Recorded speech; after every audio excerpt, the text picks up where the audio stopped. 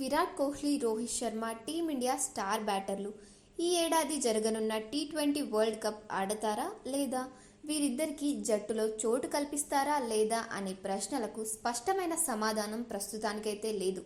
కానీ వీరిద్దరూ T20 world కప్లో ఆడడం ఖాయమని జాతీయ మీడియా కథనాలు చెప్తున్నాయి.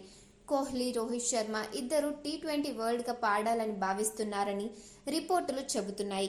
ఈ విషయంపై క్లారిటీ కోసం BCCI chief selector Ajit Agarkar బయలుదేరి దక్షిణాఫ్రికా వెళ్లనున్నారని పేర్కొంటున్నాయి. క్లారిటీ కోసం ఇరువురితోనూ చర్చించనున్నారని తెలుస్తుంది.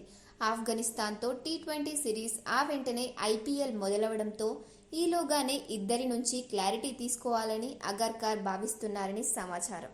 ఇప్పటికే సూర్యకుమార్ యాదవ్, హార్దిక్ పాండ్యా గాయాల కారణంగా ఆఫ్ఘనిస్తాన్తో జరగనున్న టీ20 సిరీస్కి అందుబాటులో లేరు. దీంతో కొత్త కెప్టెన్ను నియమించవచ్చని ఒక రిపోర్ట్ పేర్కొంది. సూర్యకుమార్ యాదవ్, హార్దిక్ పాండ్యా ఫిట్గా లేరు కాబట్టి ఆఫ్ఘనిస్తాన్ సిరీస్లో ఆటగాళ్లపై నిర్ణయానికి రాలేము. ఐపీఎల్ జరిగే మొదటి నెల ఆధారంగా ప్రతిదీ నిర్ణయించాల్సి ఉంటుంది అని ఓ బీసీసీఐ సీనియర్ అధికారి పేర్కొన్నట్టు మీడియా కథనాలు ప్రస్తావిస్తున్నాయి. టీ20 ప్రపంచ కప్కు జట్టును ప్రకటించడానికి ముందు ఐపీఎల్లో దాదాపు 25 నుంచి 30 మంది టీ20 స్పెషలిస్ట్ ఆటగాళ్లను బీసీసీఐ సెలెక్టర్లు పరిశీలిస్తారని రిపోర్ట్ పేర్కొంది.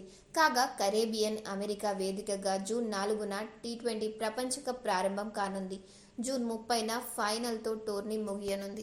గత టీ20 వరల్డ్ కప్ తర్వాత రోహిత్ శర్మ, విరాట్ కోహ్లీ టీ20 ఫార్మాట్కు దూరంగా ఉంటున్నారు.